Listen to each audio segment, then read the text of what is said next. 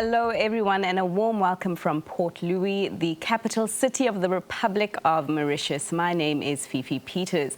I am on this island to discuss emerging technologies in Africa. During this special, we will be looking at some of the innovations currently on the continent. We'll highlight how technology presents an opportunity for Africa to leapfrog in its development agenda. We'll discuss the risks and the drawbacks of becoming a more digitized and automated continent, and also table possible solutions to address some of these challenges. Of course, joining me in on this conversation are my panel of speakers, and I would like to introduce them right now, starting with Sean Kundamal, who is the CEO of financial services group Capital Horizons. I also have Vidya Moonigan, Senior Vice President of Ceridian, a global human capital software company, as well as Avinash Mitu, who is the Senior Advisor of the Minister of Technology, Communication and Innovation of the Republic of Mauritius. Gentlemen, thank you so much for your time. So as we kick off this discussion about technology on the continent and where it is going, let's just take a bit of a step back on what we have seen so far, because we've seen how various innovations have changed the way we do day-to-day things, from the way we shop, to the way we bank, to the way we move around, to even the way you guys do business. But just a bit of a historical understanding of where we come from as a continent and where we are headed. Sean, could you kick off the conversation for us? Oh, absolutely. Well, indeed, it's technology can be Africa's hero if we take it as being the fourth industrial revolution, in the sense that, you know, after the steam engine, steel industry then coming in with mass production and digitalization, which was the beginnings of the computer age. And now we're talking about technology in terms of the integration of the internet, in terms of what you're doing in a globally connected world, and an integration between humans and machine. So when you look at it, it's important to just take a step back and understand how technology is now evolving from being a physical interaction into a consequential interaction. And what that means is, for instance, the way you use the internet is radically changing. You don't need to access physically the internet to know what is going to be the weather in Port Louis in 3 hours' time. You can simply ask Siri or Alexa to tell you, well, what is the weather going to be like in 3 hours' time? So understanding how technology is transforming our very interaction with things like the internet and the world around us is probably the first step in understanding how this new form of interaction can help the continent and the inhabitants of the continent to actually position themselves into ensuring that whatever they lagged or lagged behind can actually now be turned into their advantage, because at the end of the day, technology can be very disruptive. And the question is the continent equipped from an infrastructural perspective, from a skill set perspective, but most importantly, from an intent perspective, to accept those changes and actually use those changes to its advantage. Right. I mean, because if you look at innovation on the continent, it's something that is certainly not unfamiliar to us. If we take it way, way back in time to the construct of the pyramids in Egypt, for instance. I mean, in the medical field, we've seen quite huge advancements. I mean, the first heart transplant was done on the continent, and now we've got the mobile payment technology also from the continent. But Vivian, your view on how far we've come, and also, do we have the current momentum to go forward in line with what some of our global peers are doing?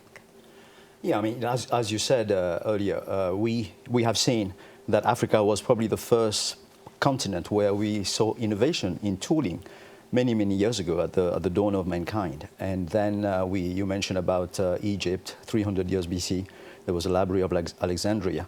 And then it went quiet. And I think and this is the era for Africa. I think what we are seeing is that technology and information is actually enabling Africa to catch up We are seeing things in Africa that we don't see in other continents. I mean, no other continent has actually leapfrogged from 400,000 fixed lines to 800 million mobile subscriptions in just 15 years. If you look at technology, technology has the ability to actually influence and enhance every single economic sector. And you can argue that one of the reasons India has been able to advance so quickly in the last 15, 20 years is because of their very strong base in technology. So we are very confident and optimistic about Africa. We are seeing, because of this, we are seeing a lot of, there's an emerging middle class. So this means that the middle class can spend more money, can invest in infrastructure. We see urbanization going to be about 65% in 2050, living in the cities. One of the biggest challenges in Africa is infrastructure. But I think that as more and more people come to the cities, there will be efficiency in terms of investment in infrastructure. So we will be able to resolve this problem. Necessity is the mother of invention and innovation. Right. And I think this is why we see that Africans today are seeing that most Africans, I talk to many leaders in Africa coming to Mauritius, and one of the things that they say, when I come to Mauritius, sometimes people say they want to work for the biggest tech company, whereas in Africa, they want to start their own company to make it one of the biggest in the world. And I think this spirit of entrepreneurship in Africa is a very key strength for Africa. Right.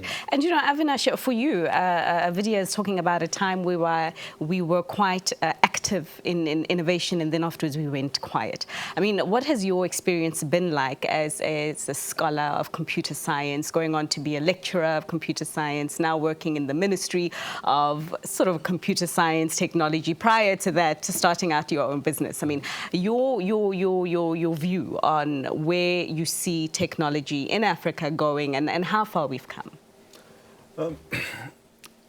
A lot of things have happened during the past 60 years. A lot of people don't realize, but computers were created in the 50s, in the 40s more precisely, during the Second World War, to calculate the trajectory of bombs, basically. And for many reasons, those developments happen in the US. And a lot of countries, including countries in Europe, had to play catch-up for a number of years.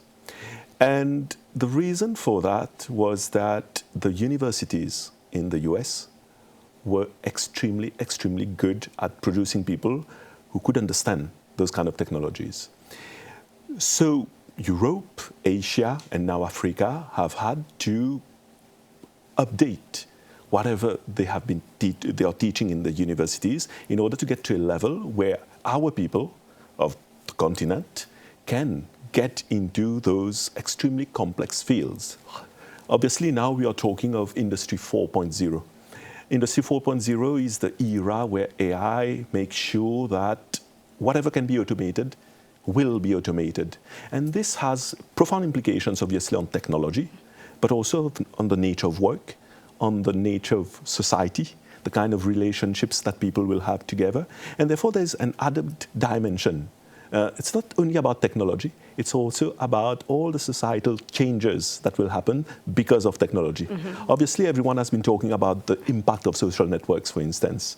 But in the future, with the nature of jobs changing and the fact that most businesses which are being created now and which are extremely successful are technology businesses, it means that whoever, any country which has a good education system, good universities, good professors, and people who are capable of inspiring others to greatness will be able to achieve extremely great things. For sure, for sure. I mean, you gentlemen have a lot of skin in the tech space. I mean, it is what you do, either from a business point of view or from a regulatory point of view, Avinash, where you're currently sitting now. But speak to us about some of the benefits that you have seen in your businesses, in your economies, of what technology has brought.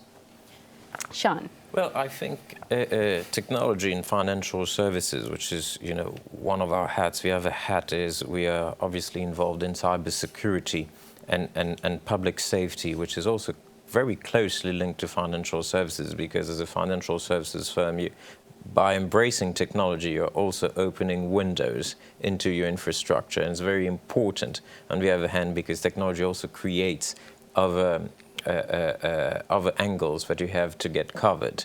But having said that, I think technology within our particular industry has always been present, because accounting softwares have always been present, and CRM have always been present.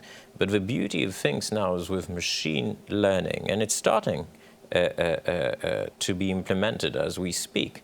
Well, a lot of work, and I'll give you a concrete example, compliance work, which involves basically, in South Africa, is known as your FICA. So it's the type of information you retain on an individual and the type of information that you want to know about who's about to become your client, in terms of his criminal record or in terms of any negative hit that this person might have on the internet or in any form of media, or any adverse hits that this person has. So the thing is, you might have a client today coming in who is absolutely clean, and you get to open their company or open a bank account for them or do whatever, or onboard them as a client. And 3 weeks down the line, where it turns out that this person was actually preparing to do a scam and came to you, and you open his company, his bank accounts, etc., and he's receiving proceeds from that crime, and all of a sudden this is in the news. And you might not even be in a position to capture it, because you will be reacting to this news. Right. Whereas if you have machines which are way more efficient than humans at doing those types of jobs, well, they keep the name of that person on a particular database and on a watch list, and will immediately trigger alerts. Well, you might have false positives, etc., but these things can be set aside, but you will get alerts on those people.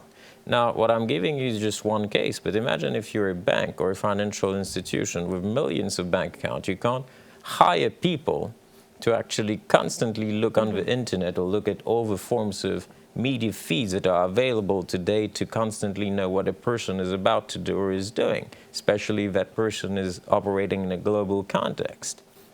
So machines are, at this point in time, being used exactly for this, because they can go on the web, they can go on all media sources, and whatever feeds that you provide them, and make a pre-selection of the information that is relevant to you, and immediately trigger an alert for this. And I think that type of initial machine learning, and obviously, you know, things like trading on the stock exchange, we all know about Renaissance technologies, or even certain jobs as lawyers or accountants will eventually all be done by machines.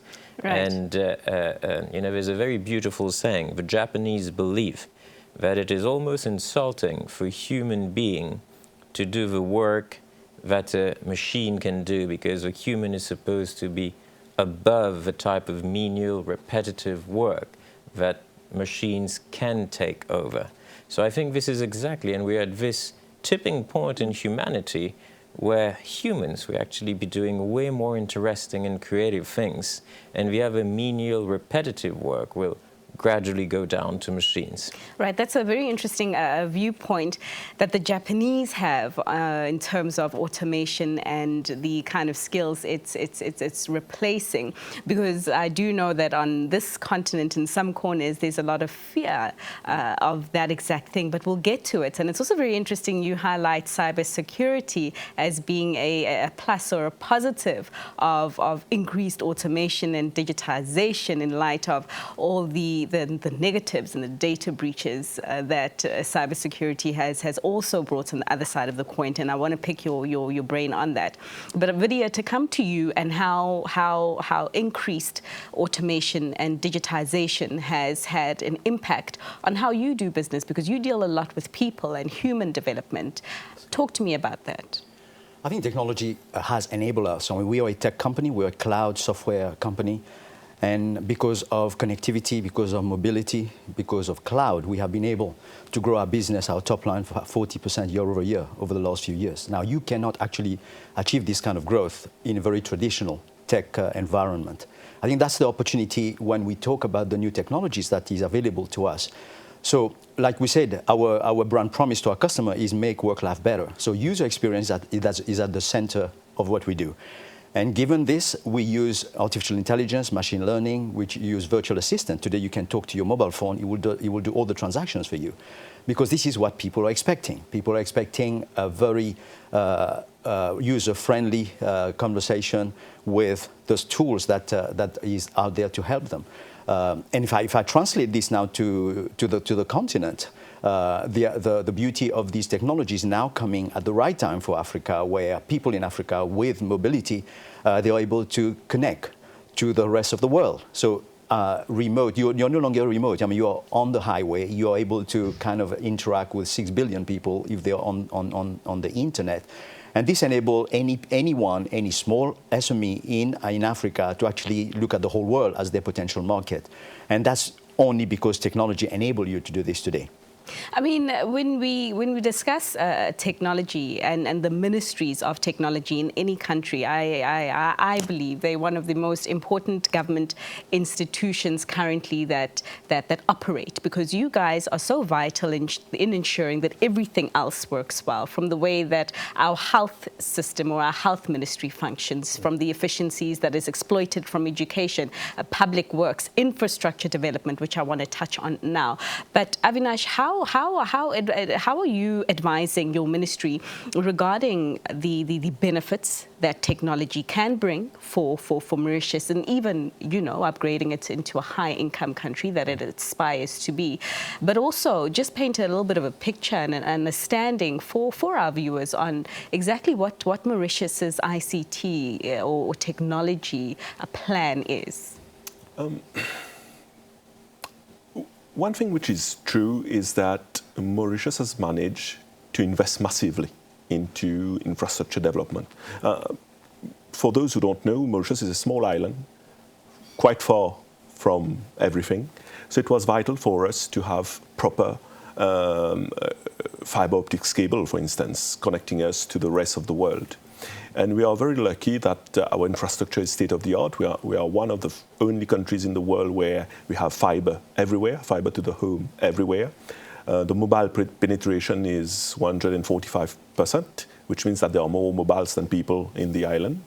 And therefore, on this level, Mauritius has done really, really well. One thing which is important is that from the government's point of view, it's not about technology for the sake of technology.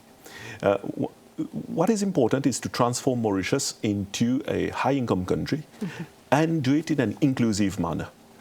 And this inclusivity is absolutely fundamental. It should be possible for everyone to become richer at the same time.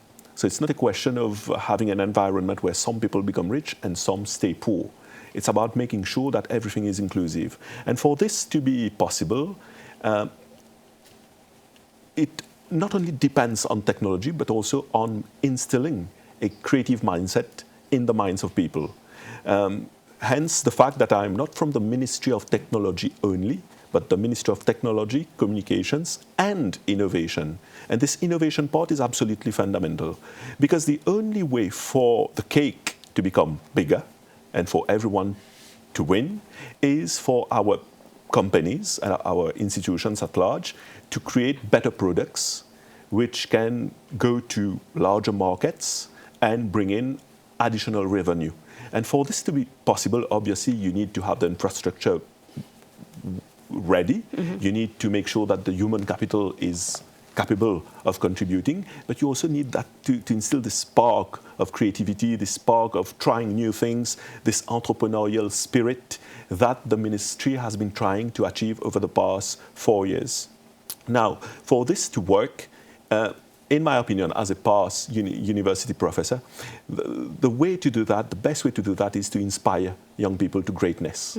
And the way to inspire young people to greatness is to show them actual people who have succeeded and have succeeded big, so that those young people can, they are in the spirit to try to do big things. And this is where Mauritius is very, very proud to be part of the African continent. There have been so many success stories across the continent, and it is absolutely essential for us to bring those success stories to Mauritius, to show to Mauritians, for instance, how beautiful things can be if you think, large enough and outside of the box.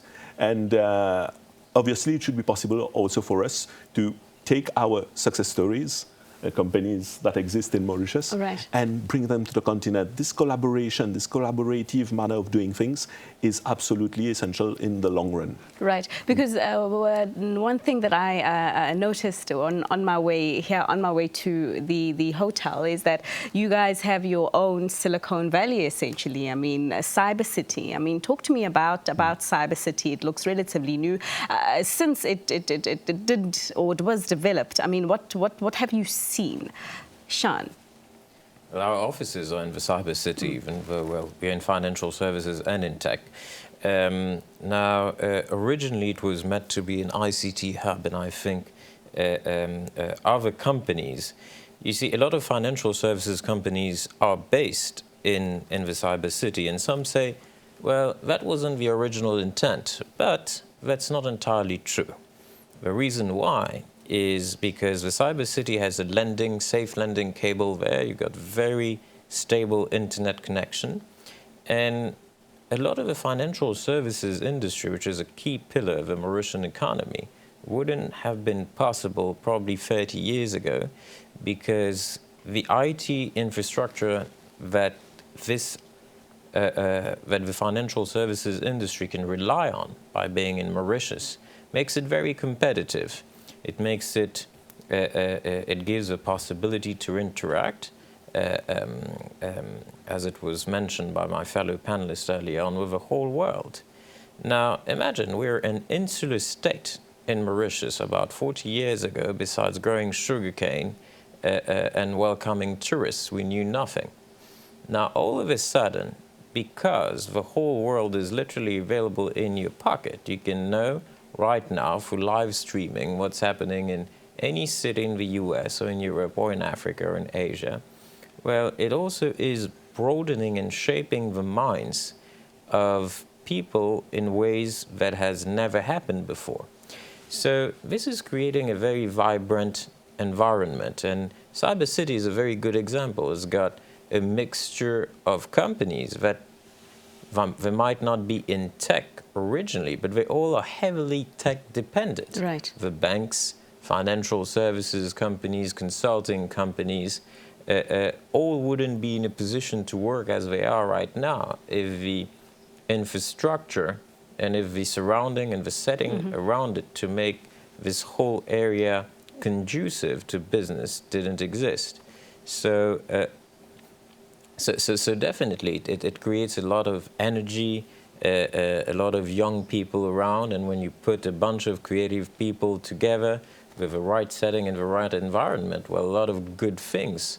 You can look forward for a lot of good things to emerge out of this. For sure. Vidya, I mean, your experience of Cyber City and whether this should be a model that perhaps African economies adopt, having an insulated area whereby the focus is on tech, even if the companies aren't tech companies themselves, but because the environment is so tech-focused, the financial services companies, for instance, also in themselves having an increasingly more technology focus.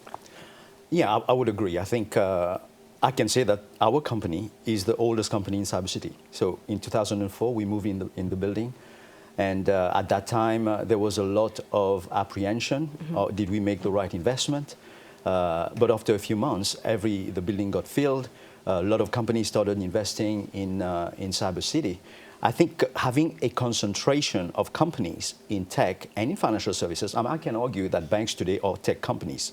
They think they manage money, they are just managing ones and zeros, yeah? So the banks of tomorrow are going to be run by tech people, yeah, by engineers.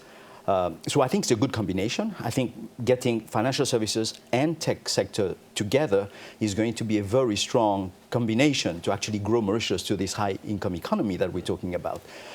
In some African countries, it's so dispersed, it's very difficult to see what's happening.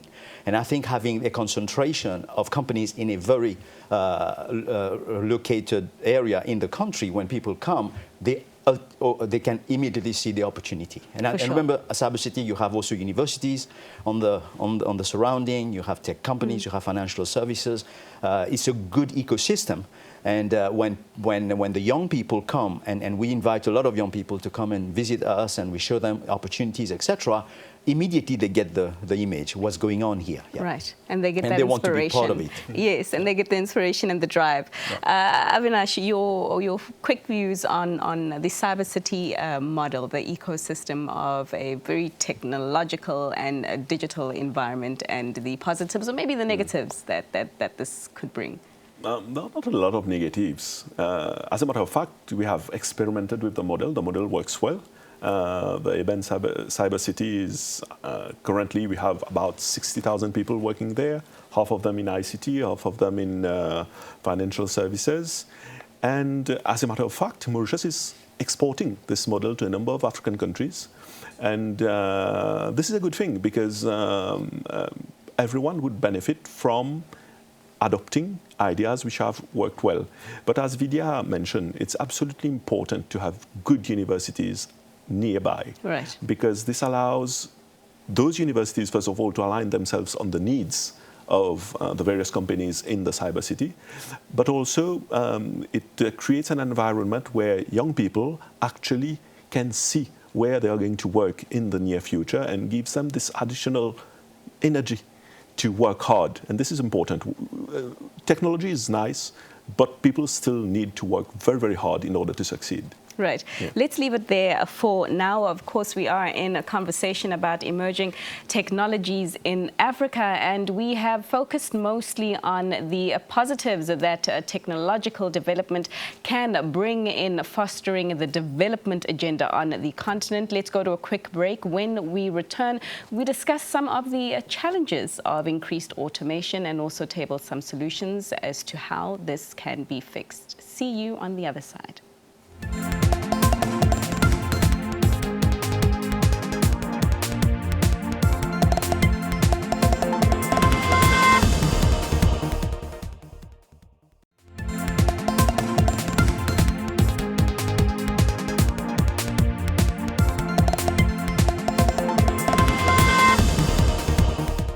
Welcome back to this CNBC Africa special, coming to you from Port Louis, the capital of the Republic of Mauritius. My name is Fifi Peters. Of course, just before the break, we were looking at some of the innovations that have currently taken place on the continent, and we were also looking at how these innovations have improved the way of doing businesses, from being more competitive to being more efficient. But of course, as we talk about increased automation, the issue of jobs always comes up, and I still have my panel with me in a studio to kick off this conversation about jobs and what this means for the future. Avinash, you were talking about it being possible for us to grow the pie such that everyone can possibly have an equal slice, or an equal bite of that pie. I'd like to once again begin with you, Sean, and speak about that possibility.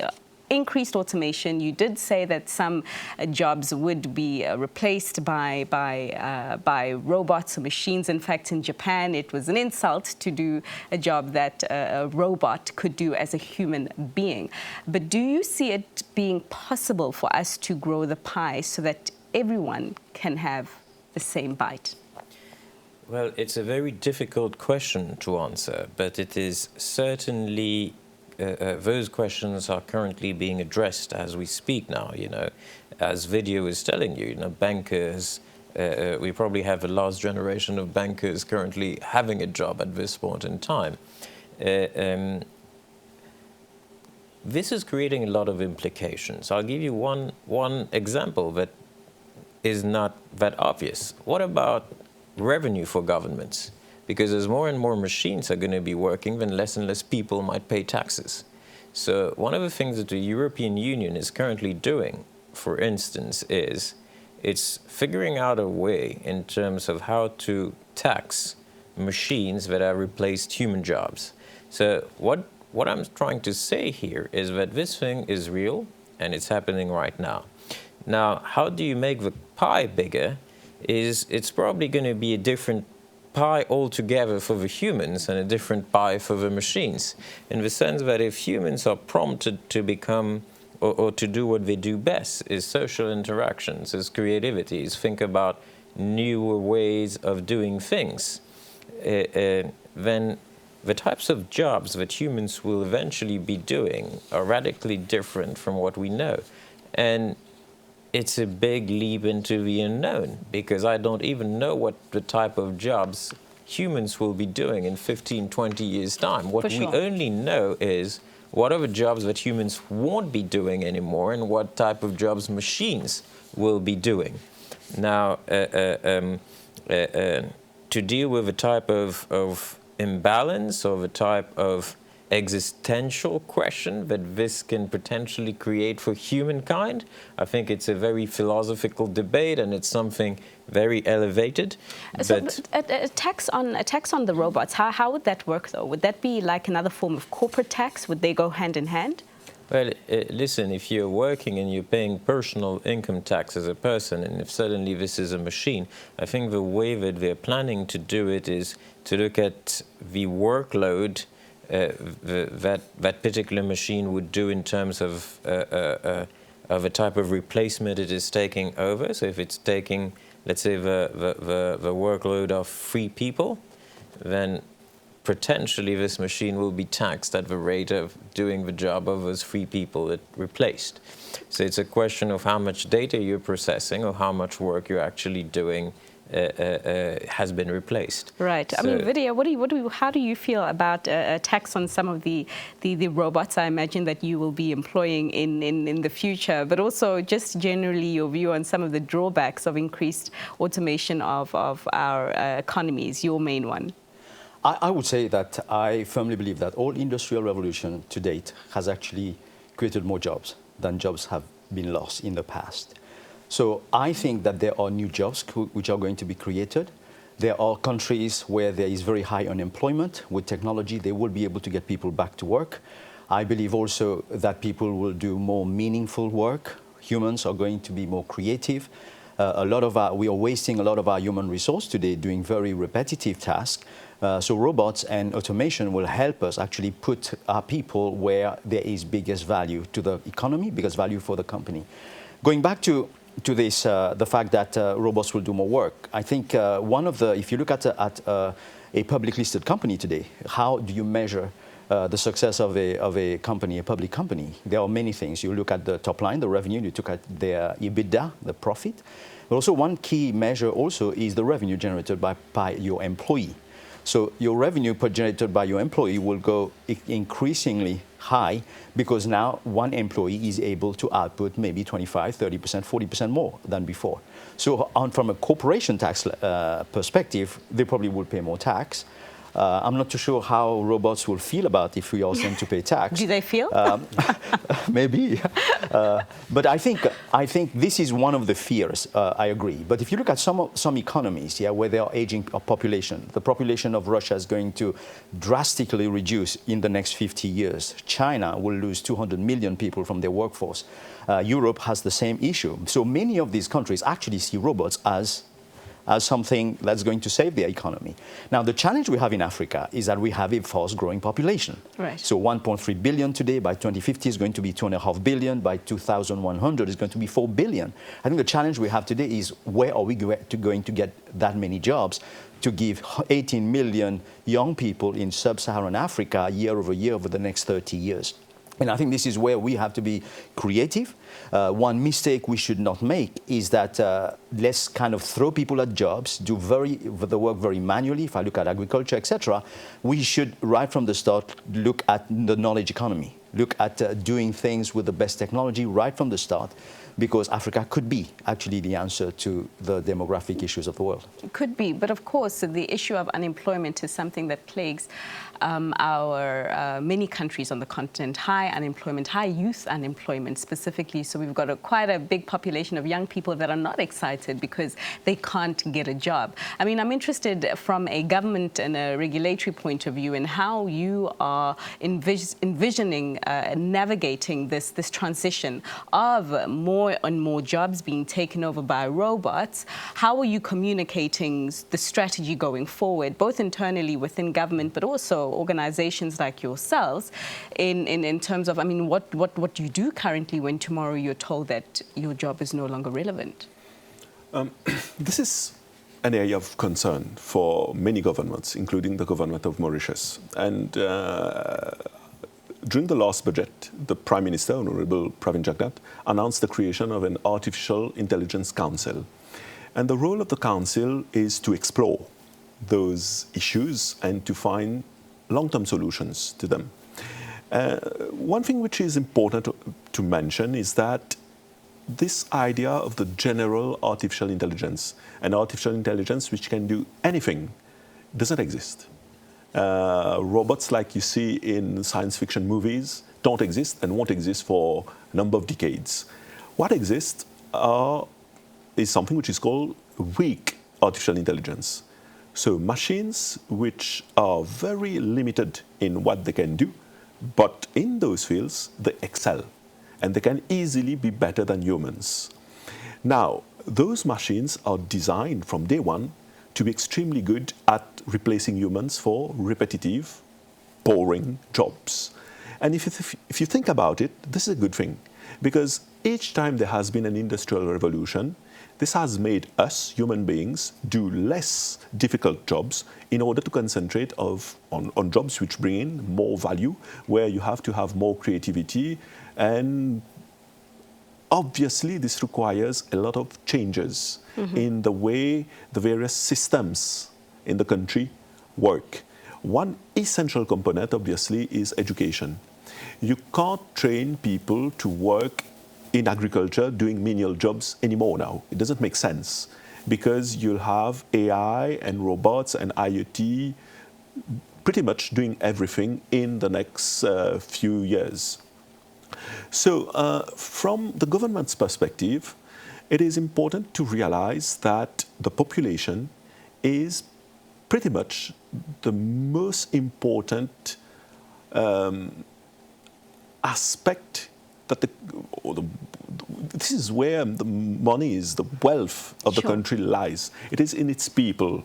And it makes totally sense to train those people to be as good as possible in those jobs which currently can't be done by machines. I mean, you're talking about the agricultural sector here in Mauritius. I mean, in my country, in South Africa, and many countries on the continent that is big in mining, we've got a situation where increased mechanization is taking a big role in mining jobs. But you're talking about training the current talent that is there. I'd like to get a view on that current talent pool on the continent. Ashan, do you think that they square up to the exploits of what technology can bring? Again, there are different types of technologies, and I think that is what Avinash is tending towards, in the sense that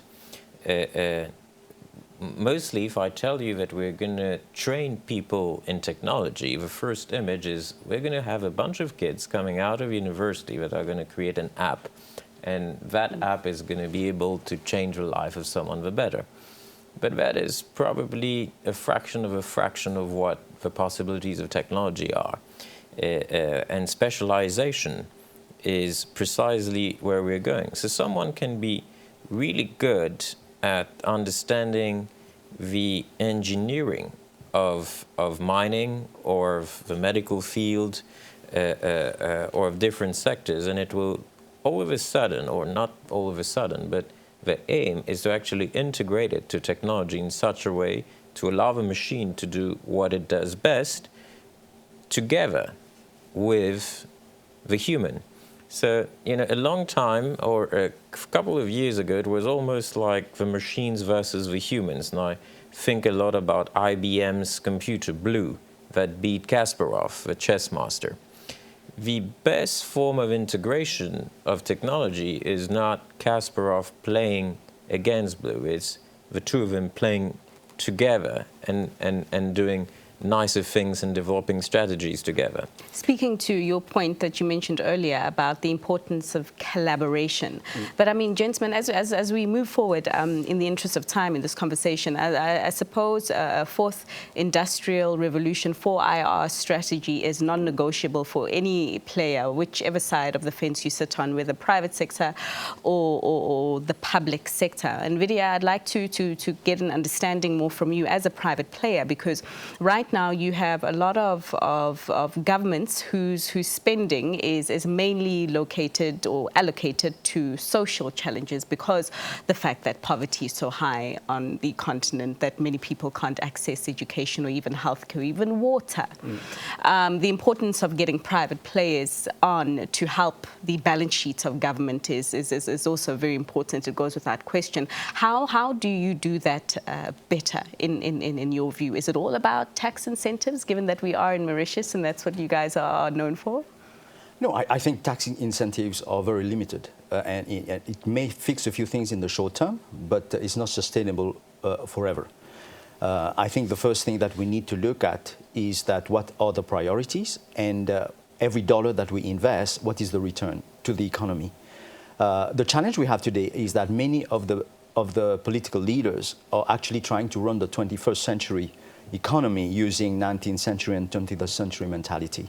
And I think by trying to save what is already dying as a sector, we should be putting, if I'm a businessman, I've got 3 products and 2 products are struggling and 1 product is working extremely well, I'll shut down the other 2 and I put all my money in the one that's working most. Yeah. So I think the government needs to look at, okay, if I invest in whatever sectors, what will be the return on that investment for my economy broadly? There's a lot of pressures. There are groups that put a lot of lobbying with the government trying to kind of save their sector. But I think we need courage in government, in business, with business leaders as well, to make unpopular decisions, but in the interest of the broader population and broader economy. My personal belief is that if we invest in technology, we are going to be able to achieve more with less. We are going to be able to transform industries. Agriculture is a big industry in Africa, $1.3 trillion economy by 2020. And today, only 30% of the actual land is actually being exploited. And yet, it is being exploited with using very old techniques. I think the potential is enormous. And Cellunet is one of the big providers there in Nigeria to try and help farmers using technology to optimize the return from their land. So I think that by investing in technology, by creating jobs. When you create jobs, people get out of poverty. It's not just helping people who are struggling with poverty that you're going to solve the poverty problem. You have to create jobs. And the only way to create jobs is use technology in all the different sectors. Right. We also have seen a bit of a drawback with technology, raising your issue earlier, Ashan, about cybersecurity. Last year sometime there was a big hacking via WannaCry, where many countries' personal information and data was hacked by these cyber criminals, because that ultimately will go hand in hand with the advancement in technology, the advancement in cyber hacking software. Avinash, your thinking on how to regulate this in future? If you allow me, before coming to cybersecurity, I'll address some of the concerns shared by my colleagues.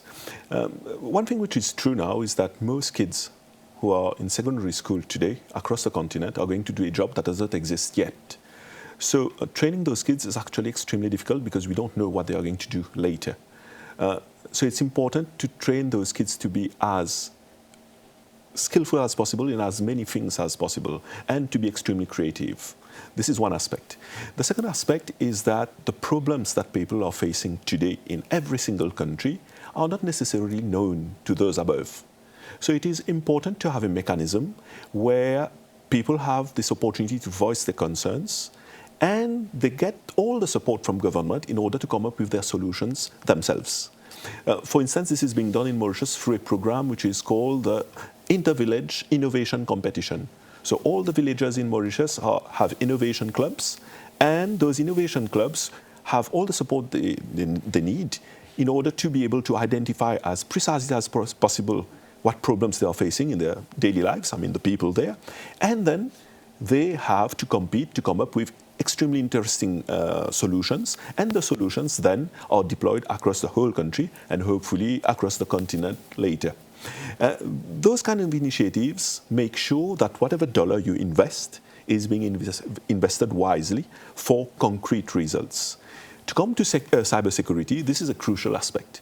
We are so dependent on technology now that if anything bad happens, and this is especially true for a small island like Mauritius, which is connected to the outside world with a few cables, if something bad happens, this can be catastrophic for everyone. So it is important, first of all, to have very, very strong regulatory frameworks to make sure that every single entity know exactly what are their responsibilities and what they need to do as organizations to make sure that they comply with the laws. And it is also extremely important that people, technical people, are trained adequately to be able to, first of all, implement strong solutions against hacking, but also to be able to anticipate what is going to happen in the near future. Mm-hmm. Because we have been talking of AI, for instance. Don't believe that only the good people use AI. Bad people use AI too in order to try to penetrate systems, to hack systems. So it is extremely important for governments to be aware that this fight, which is happening on a global scale, needs to be addressed from various perspectives. Mm-hmm. The perspective of laws, but as well as the technical perspective, and in case something bad happens, the various measures that can be taken in order to help those who have suffered as a consequence of those problems. Mm-hmm. Sean, I mean, bringing it back to you, the negatives rather of cyber security. I mean, how are you thinking about it, and should there, in actual fact, be an ethical code that guides the use of private individuals' data? Because we have seen what happens when it's not used for the correct reasons. I think from a company perspective and from an organization perspective, as far as Mauritius is concerned, we already have a very stringent Data Protection Act, which is very close to the European GDPR, and we have a Data Commissioner's Office that is under the aegis of the Prime Minister's Office. Our ministry, actually. And your ministry, I'm sorry. And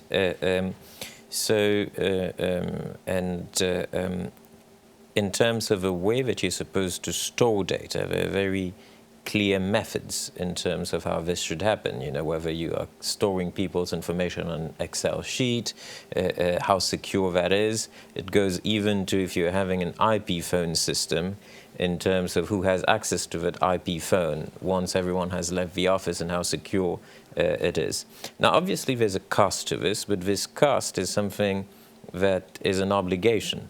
And there are many reasons why the data of people are very important, but it can even go beyond this. I'll give you a small example. Imagine tomorrow you have a pacemaker that is connected with a smart device that will tell you that your battery is going down or that something needs to happen to your pacemaker. Now imagine if someone can hack into this. You can basically kill someone by accessing a smart medical device that this person is carrying. Now, so cybersecurity is an obligation. It's like you having a door in your house. You have to lock it, unless you're aware of the dangers of leaving it open and having intruders coming in. So in our world, where IT infrastructure has become more and more available to the masses, to organizations, to people at all levels, but it is absolutely important that cybersecurity is taken seriously and people understand, I believe, the cost to this. And I even imagine that, I mean, the area of cybersecurity is one of these emerging industries that can present quite a lot of opportunity for employment and jobs for those who are that technically wired. But as we wrap up this conversation, I mean, for Africa to really exploit the advantages of technology and what it can do for its economies, just a sum up of just one or maybe 2 points. We've got 5 minutes left, so perhaps just one point of the ultimate fundamentals that need to be in place for the continent to do so. Vidya, we begin with you. I think we need to look not only at the technology, but also at the culture. I think you cannot really transform a country just by trying to fix technology. I think we need to have the right policies, we need to have the right institutions, we need also to have the right leadership. So I think this is fundamental. And I think this is one of the challenges we have in Africa. We don't have enough leaders. This is a growing population, and I think some universities are trying to get into that space, trying to produce the leaders of tomorrow in Africa. Second thing, I think we also have to have the right balance in terms of how much we regulate things.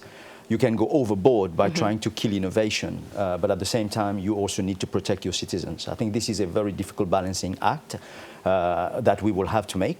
But ultimately, I'm a firm believer that technology is what's going to transform Africa. And I think we need to give, all governments need to have this on a number one item on their agenda, and give them all the support. Sure. Avinash? For me, I agree with what Vidya has said. Technology is an enabler towards better society. We all want to live in better places and have solutions to all our problems. And this requires some effort from our part. It's important to have a very, very strong cybersecurity framework. And Mauritius is 6th in the world, according to the latest cybersecurity index. It's extremely important to have people who are very well trained in statistics and data science as well. Because one thing which is true today is that we are collecting billions and billions of rows of data, and it is important for decision makers to be able to decide on policy measures, for instance, based on actual data. So statisticians and data scientists are crucial for the further development of a country. And obviously emerging technologies. Internet of Things, artificial intelligence, augmented reality, virtual reality are things which are going to be massive, massive, massive in the coming years, and not big for the sake of technology. It is because those things will allow us all to live in better countries, and have better standards of living, being able to access knowledge at any time, be able to do things that our parents couldn't do. And this is a very, very good thing. It's only a question, as Vidya mentioned, of not trying to put laws that are too stringent, that prevent people from actually creating beautiful things together. Sure. So laws that don't stifle innovation. Sean, you have the last word. Well, I think one of the things we didn't speak of is the changing demographics, because what technology is going to bring in as well is probably in the next 30 to 40 years, and there are many futurologists that have spoken about this, is the technology in the fields in the medical field will be so advanced that a lot of people will be able to live healthier lives for a longer period of time. So as this happens, you're going to, old today means probably someone who's 85, 90 years old. Well, you know, in 30 or 40 years' time, old might mean we wouldn't have enough space for it, but you know, in 30 or 40 years' time, you could contemplate living 200, 250, 300 years' time. So it's going to be redefining even, and healthy, in a healthy way. So it's going to be redefining your whole demographics as well. So in terms of the population of Africa, for instance, or the aging population of Russia or other industrialized countries, there are so many questions that are going to be raised. But bottom line is, these are exciting times for humanity, and I think we've never have been in a position where we can extend our lifestyle, live healthier lives, and be connected to all the humans. And I think this is tremendous, and this is a really beautiful age to live in. So essentially you're saying we will be 150 years old and possibly still looking the way we're looking today. Or younger. Or younger. In fact, I do know, or reports have claimed that the first person to live to 200 years has already been born. So it will really be interesting to see how technology plays in that space. But that is where we leave it. I'd like to just say a final goodbye from our panel of speakers. We were speaking with Sean Kundamal, who is the CEO of financial services group Capital Horizons, Vidya Mudigan, Senior Vice President at Ceridian, a global human capital software company, and of course Avinash Mitu, the Senior Advisor of the Ministry of Technology, Communication and Innovation of the Republic of Mauritius. That wraps up our discussion for now. Thank you so much for watching. From myself, Fifi Peters, it is bye and see you next time.